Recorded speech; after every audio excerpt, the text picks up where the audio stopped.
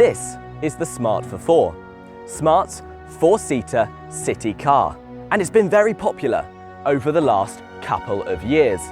In particular, I have the Smart Forfour Prime Premium Plus Sports Edition, which is quite a mouthful, but it's one of the highest specs you can get. And today I'm going to be jumping into this car and telling you about everything it can do.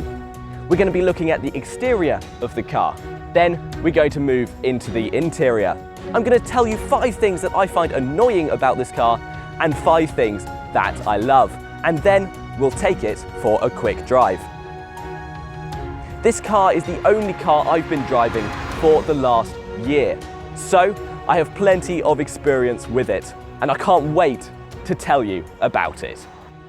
Here at the front of the car, you can see the real design of the Smart car. It's a very round car. We've got beautiful round headlights, a nice smooth bonnet. There's then some gentle curves down the bottom here. Now the headlights have LED daytime running lights. These don't come in the Passion version of the car, but in any upgraded version of the car, you'll get these LEDs which run around the side of the headlights. And then we've got some fog lights down the bottom. Now the car has a very small bonnet. As you can see, there's hardly anything here, and that's because the engine is in the back of the car, which we'll talk about a little bit more later.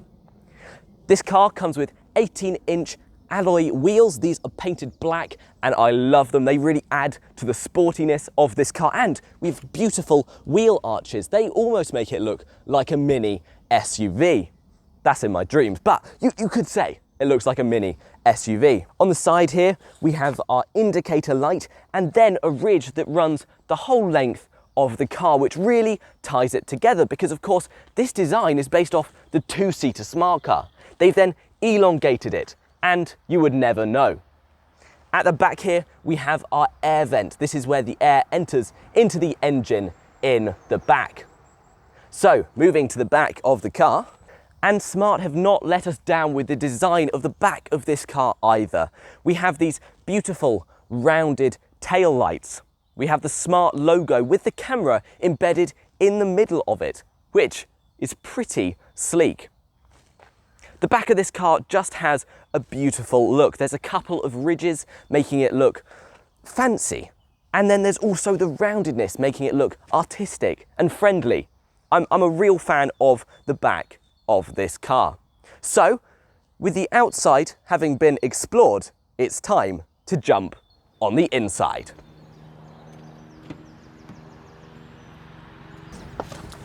And inside the car, Smart have not let us down. That round theme continues, and I personally love the design within this car. We have leather seats, of which the front seats are also heated, giving the front passengers luxury. On the door here, we have our panel for our electric front windows and our mirrors, which we can adjust electronically from the door.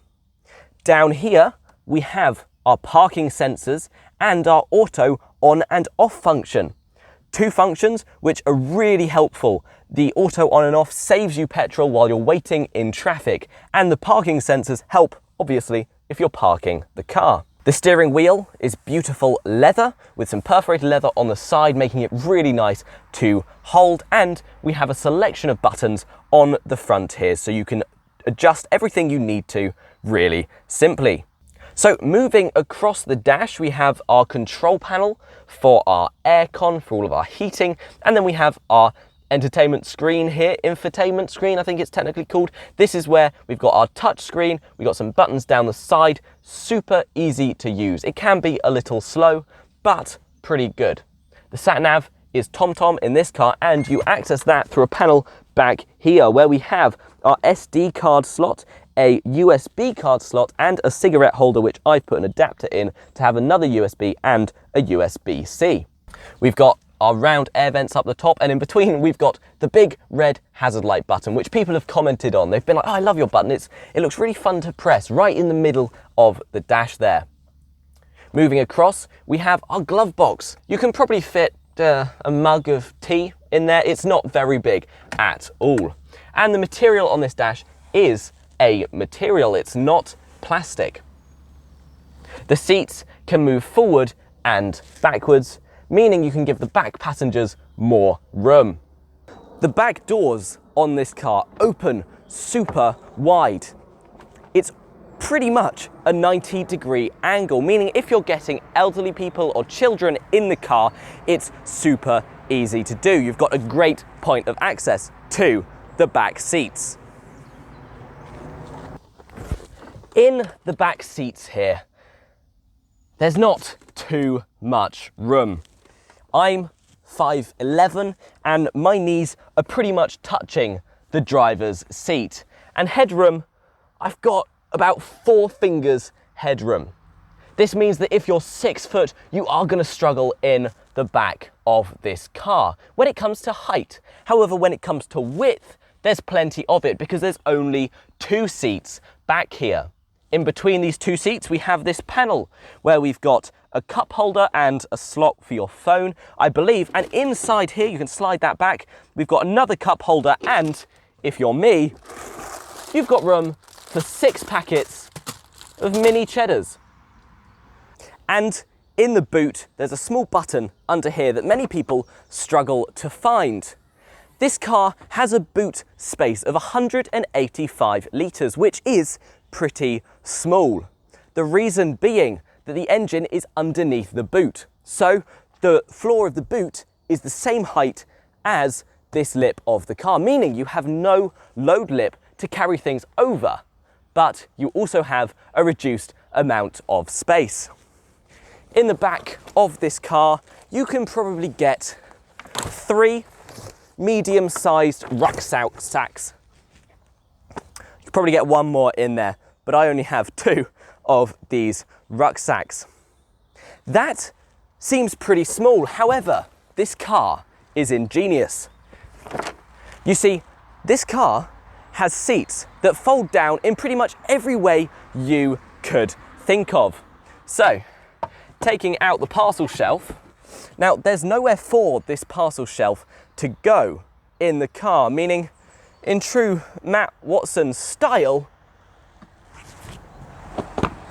I'm sorry, parcel shelf. So, inside the car, these back seats can be folded down, and because the boot is so small, you can reach them from the back. Once folded down, we have a huge space in the back of the car here. But just you wait, it gets better. The front passenger seat can be pulled back and folded down flat. And now we have 2.2 meters of room. Yes, that's right.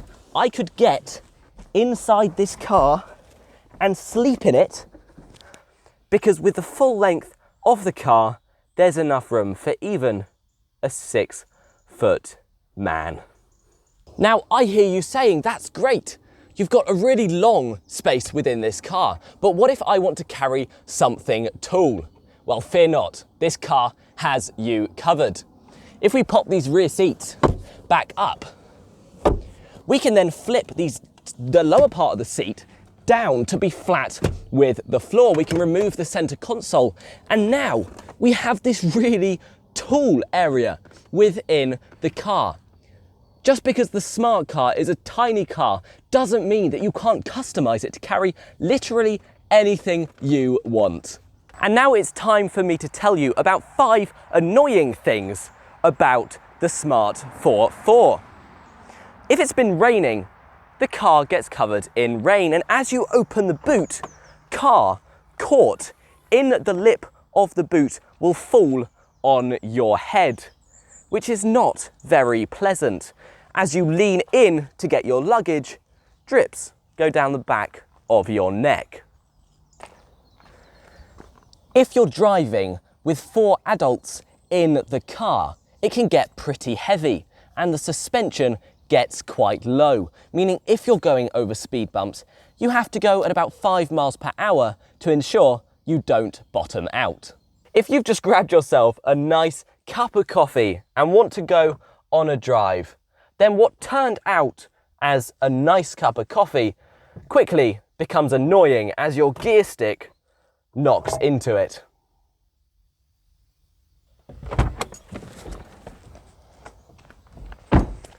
If you're a back passenger and you're struggling for air, the windows only open a crack wide enough for you to get 3 fingers out. If you are someone with big feet and you're going on a long journey, you may struggle with the fact there's no room in the footwell other than on the pedals. And that leads me on to 5 things I love about this car. Up here, there is a handy spot for some sunglasses, so even when you're not expecting the sun to be glaring off the road, you are prepared. If you're worried about the security of what you keep in your glove box, then you can easily lock the glove box with the car keys, and now no one's gonna take your special mints. If you are concerned that this city car won't feel like your SUV, then fear no longer. There is a handle on the side of the driver's seat, meaning you can pump this seat nice and high to get an SUV feel. You still get to look down at the other drivers on the road. If you're ever sitting, waiting to pick someone up, then you get 2 very nice sunroofs to look out of. Finally, when you throw this car into reverse, you get a camera. On this camera, you get adaptive steering, making parking super easy.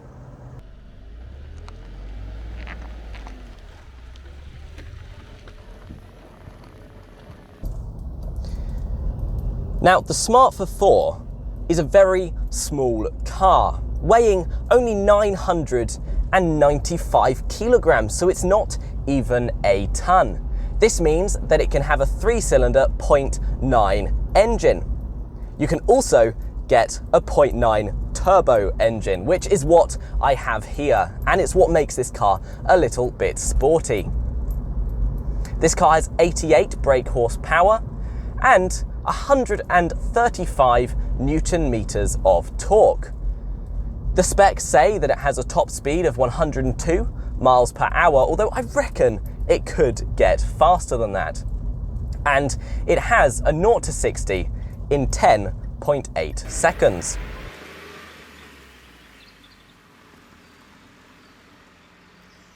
Now, driving this car will certainly save you money.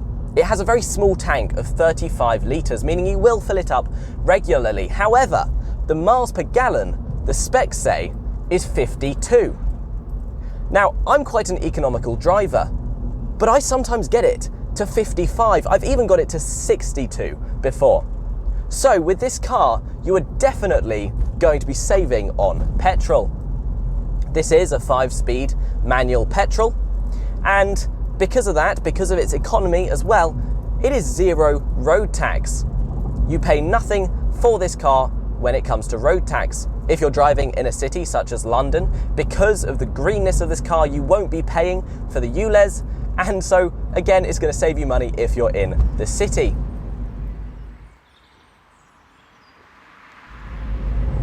On corners, this car handles pretty well. However, it is a tall car compared to the Aygo, compared to all of the other small city cars. This one is pretty tall. That means that you do feel a slight tilt in the corners. However, unless you're doing it at an irresponsible speed, it still feels very comfortable.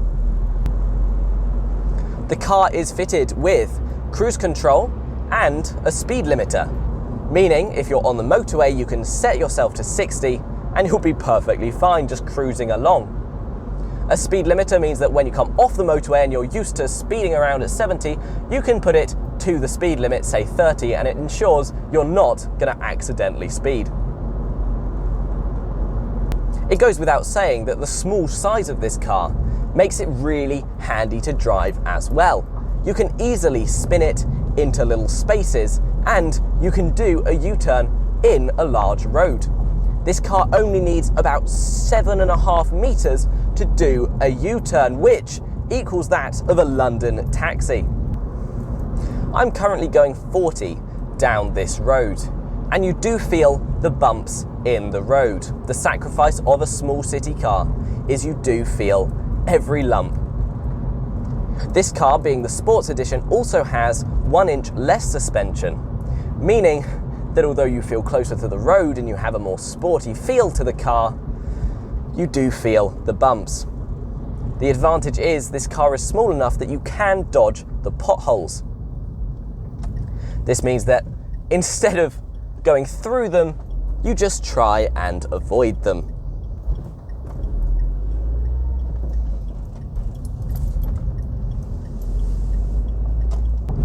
The other thing to note is that because this car is such an economical car, you do have to watch the gearbox. It's quite sensitive. This means that there's a narrower gap in which you can change gears without the car juddering in an unpleasant way. That's a benefit because it increases the economy, but means it could take some getting used to.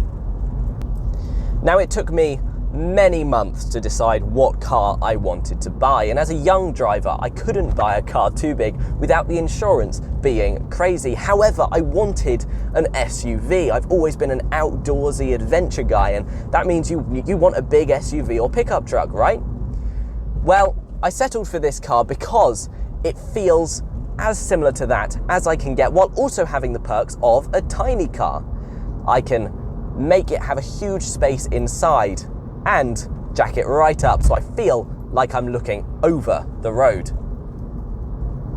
If you're looking to buy a car like this but you have a particular question, then feel free to pop it in the comments down below. I'd love to answer your questions. As I say, I've been driving this car for a year, so consider myself quite an expert. I hope you've enjoyed this video or found it helpful. If you did, hit that like and subscribe, and I will see you in the next one.